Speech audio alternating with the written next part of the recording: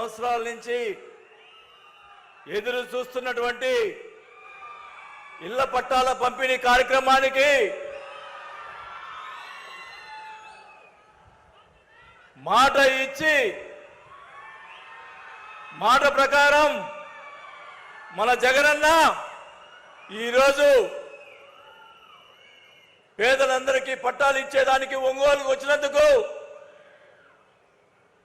ఒంగోలు ప్రజలందరి తరపున ముఖ్యమంత్రి జగన్మోహన్ రెడ్డి గారికి నా నమస్కారాలు తెలియజేసుకుంటా ఉన్నాం.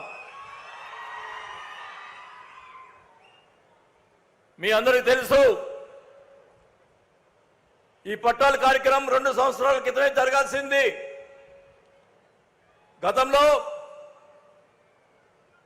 ఎర్రజల్ల గ్రామంలో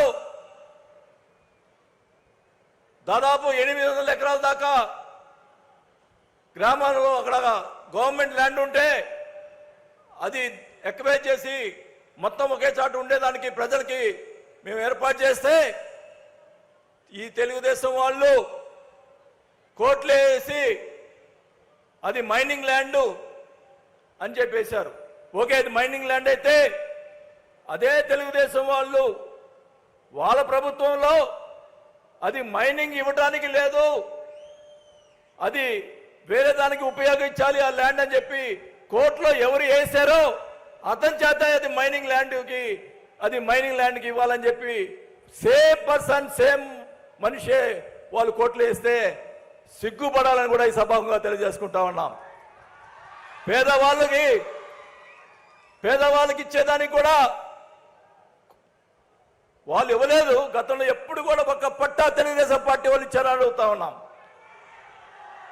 రాజశేఖర రెడ్డి గారి టైంలో 2008లో అప్పుడు దాదాపు 4-5 వేల మందికి నేనే ఎమ్మెల్యేగా ఉన్నప్పుడు రాజశేఖర గారి చేతుల మీదుగా మన పట్టాలు ఇచ్చి ఇల్లు కాలనీ కూడా కట్టించుకున్నాం. ఆ తర్వాత కొంతమంది పట్టాలు ఇస్తే తెలుగుదేశం ప్రభుత్వం వచ్చిన తర్వాత క్యాన్సిల్ చేసి అవి పక్కన పడేసిన పరిస్థితులు ఉన్నాయి. కానీ ఈరోజు నేను ఆ రోజు చెప్పాను,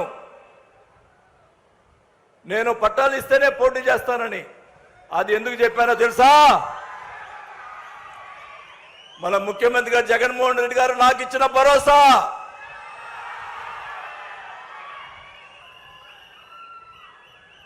ఏ పరిస్థితుల్లో ఎన్ని ఇబ్బందులున్నా కానీ రైతులకు ఉన్న డబ్బులు ఇస్తానని చెప్పి ముఖ్యమంత్రి గారు నాకు ఇచ్చిన భరోసాతోటి నేను ధైర్యంగా పట్టాలు మీకు ఇవ్వలేకపోతే నేను పోటీ చేయనని చెప్పా.